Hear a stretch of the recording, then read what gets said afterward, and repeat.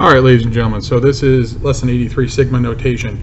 And we're talking about, obviously, in sequences and stuff, and obviously we have a sequence or progression. It's an ordered list of numbers, right, or values, right? And so our sequence, let's say, is 2, 4, 6, 8, 10. Common difference here being 2. So each of the numbers are called terms or elements of the sequence. We've talked about that previously. Now, that's for a sequence. If we asked about the series is saying, hey, take those terms and let's add them up. Now, a series has to have, you have to have a certain amount of them to add together. 2 plus 4 plus 6 plus 8 plus 10, etc., all the way up to 14 is going to be 56. Another way to write that is with sigma notation. Now, what you'll notice here is that your sigma notation is the Greek letter capital sigma, right? That's why it's called sigma notation. And they use an I. Now, it doesn't have to be I. The I here is referring to index, not imaginary, right? So it's saying 2 times 1, 2 times 2, 2 times 3, because it's saying going from 1. I know it's a little small to see there, but you'll see it on your notes. It goes from 1 to 7. So if I'm going from 1 to 7, 2 times 1, 2 times 2, 3, 4, 5, 6, 7. Add them up and you get 56. The number at the top up here, let's start with here. So here's your Greek symbol, okay, sigma. It is meaning sum. Whenever you see that, it means sum. Okay, the I here, of course, is talking about the index. We start at 1 and we go to whatever the n is. In our case, it was 7.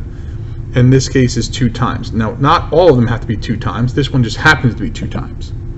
Okay, and again, it says here, note I is not imaginary. I is referring to index. So we have some examples here. And again, this is talking about take the value 1 squared, 2 squared, 3 squared, 4 squared, add them up, it's 30. This is now, the index is now changed to A. A doesn't matter if it's A or I, doesn't matter, it's just the letter you're using. A plus 1, so it's 1 plus 1, 2 plus 1, 3 plus 1, 4 plus 1, 5 plus 1, to get us all the way out to add them together and get 20. Okay. What you'll notice here is that if I have parentheses around it, it's not the same if I don't, because the parentheses hold these together. These are being held together. Without parentheses, you're summing A, and then you're going to add 1 to it. This is different, right? It would be 1, 2, 3, 4, 5, and then here's your plus 1 from right there. Okay. Here, it doesn't always have to start at 1. This one starts at 3 and goes to 6. 3k minus 2. Okay, as you plug in. And here we're back to 1 again, and this time it's m, or it's an exponent, and it's also here, so it's in 2 different places. That can completely happen. You have to keep that in mind, that it's not just it's used in one place, it could be any number of different places. So let's try this one out. It says 3i, where I is the index, of course, starting at 3 and going to 10. So it's 3 times 3, 3 times 4, 3 times 5, 3 times 6, 3 times 7, 3 times 8, 3 times 9, and 3 times 10. 9 plus 12 plus 15 plus 18 plus 21 plus 24 plus 27 plus 30 is going to give me 156.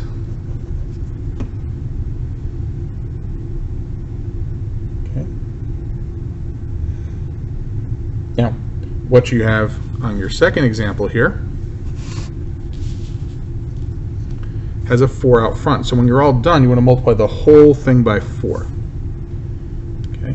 Starting at 0 and going to 5, it's 2 times the number, whatever the index, and plus 1. So it's going to be 2 times 0 is 0 plus 1 is 1. 2 times 1, so 2 times 1 is 2 plus 1. Plus 2 times 2 is 4 plus 1, because it's inside the parenthesis. 2 times 3 is 6 plus 1. 2 times 4 is 8 plus 1.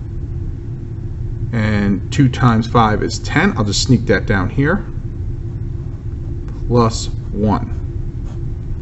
Now, what happens inside here? You go 4 times 1 plus 3 plus 5 plus 7 plus 9 plus 11. Okay, Those add up to be 36. 4 times 36 is 144. And there's your answer of 144. Okay?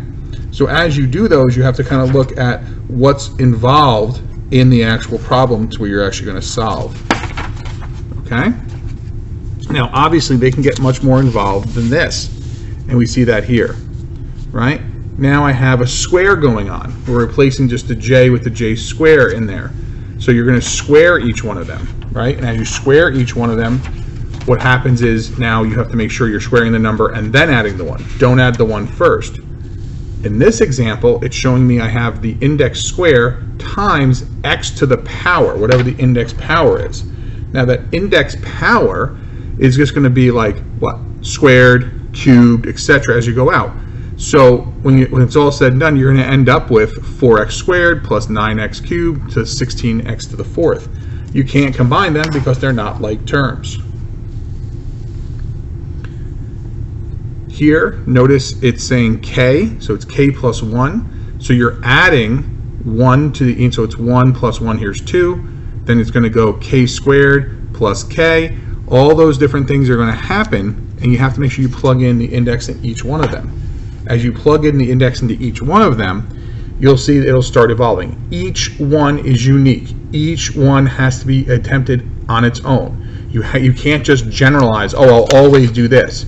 You're going to plug the numbers in, but you have to make sure you evaluate each one at each of the given values for what it's asking you to do.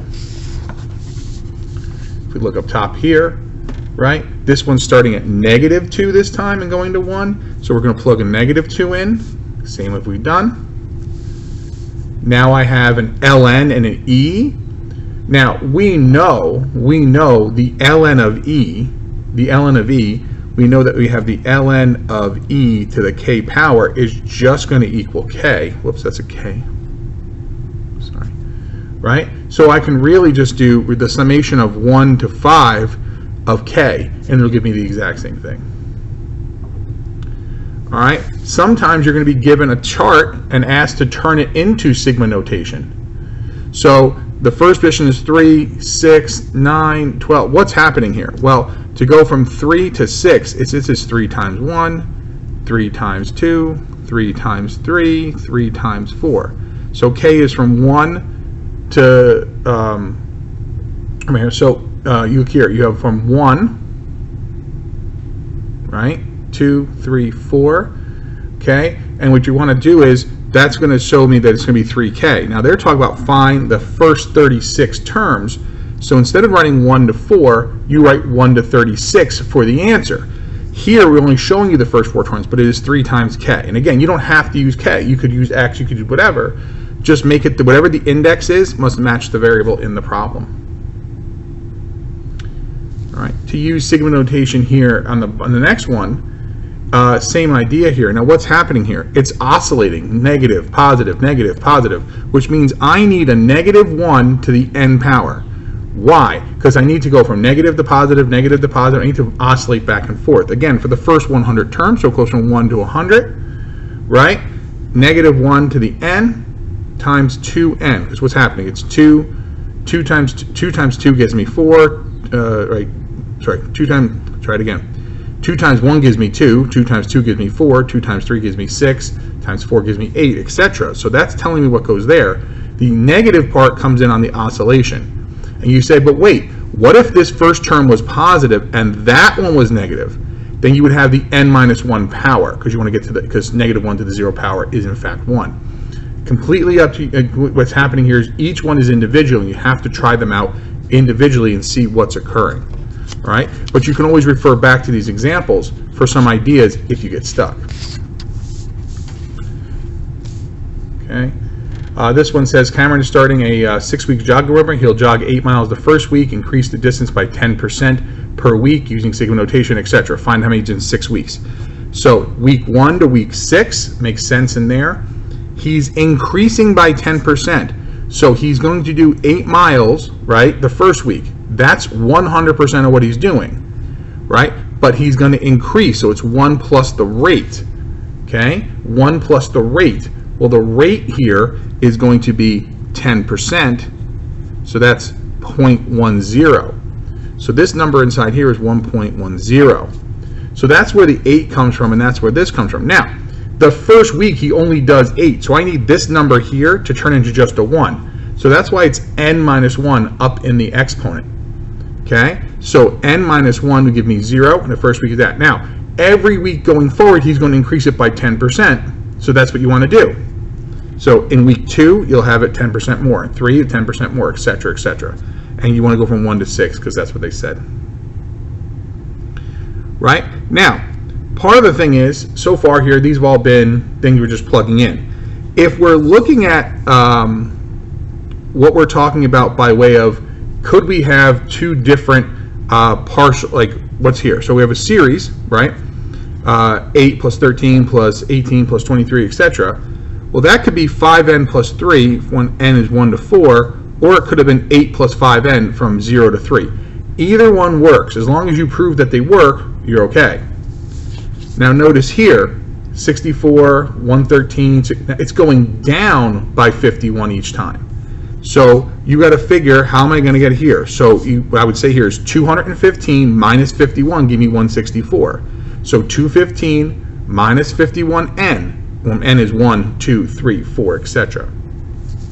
Here, 2, 5, 8, we're going up by 3 each time. So it's 2 plus 3 to the n, where n goes from 0 to 3, right? Now, you might say to yourself, Mr. J, but like, doesn't that kind of seem weird? Well, no, it's the same idea of an arithmetic sequence, but we can start this at 0 and go to 3 to cover 4 terms. That's okay.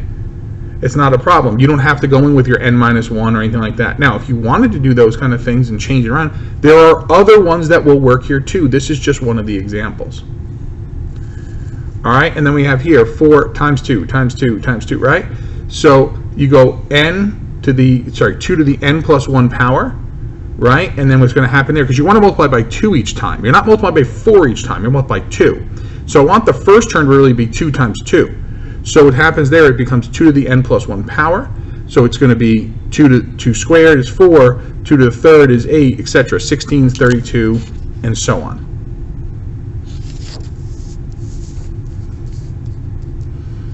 All right, 4 plus 9 plus 6, okay, so this is going to be your summation from n squared, right? 2 squared, 3 squared, 4 squared, 5 squared, etc. Now here, another oscillating sequence. Now you can start at 0 and go to 3, that's okay. And it's negative 1 to the n plus 2, so it's going to be even, so it's going to be a positive 1, and then it'll oscillate back and forth. And then what we're doing here is you're saying n plus 2, 1 plus 2n, because you're going 1, 3, 5, you're adding 2 each time on the jumps. All right, let's try these last couple of examples here, okay? So this says, this gives me k equals negative 3 to 3, k squared plus 3k. Okay, so it's negative 3 squared plus 3 times negative 3. That's 1 plus, now I'm going to put those in parentheses, kind of keep them separate so you can see what's happening, right? Negative 2 plus 3 times negative 2 plus, I'm going to go down here so we have some room so everyone can see what I'm doing. It's going to be negative 1 squared plus 3 times negative 1 plus 0 squared plus 3 times 0. I mean, I think we all know what that one's going to turn into, right? But we got to show it. 1 squared plus 3 times 1 plus 2 squared plus 3 times 2 plus, and then the last one here is 3 squared plus 3 times 3. Now, each one of those needs to be figured out by themselves, each one. This value right here is going to turn into a 0. This value here is a negative 2. This value here is also a negative 2. 0. Right? This is a 4. This is a 10. And this is an 18. So I have 0 plus negative 2 plus negative 2 plus 0 plus 4 plus 10 plus 18. That's 28. And again, if you need to watch that again, just wind it back, just pause it, and work from there. Okay? Here I have I cubed, so I'm going to have to start at negative 2, so I have negative 2 cubed plus negative 1 cubed plus 0 cubed, right, plus 1 cubed, plus 2 cubed. Okay, so this is -8 plus -1 plus 0 plus 1 plus 8. Well, this whole thing adds up to be 0.